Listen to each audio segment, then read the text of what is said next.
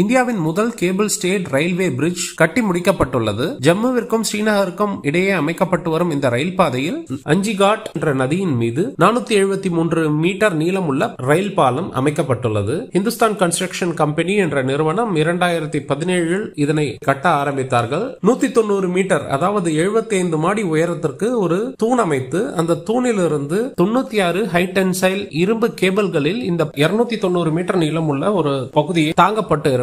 சுரங்கத்திலிருந்து ரயில் வண்டி வெளியே வந்து இந்த பாலத்தை கடந்து இன்னொரு சுரங்கம்குள்ள போற மாதிரி இதை அமைச்சிருக்காங்க.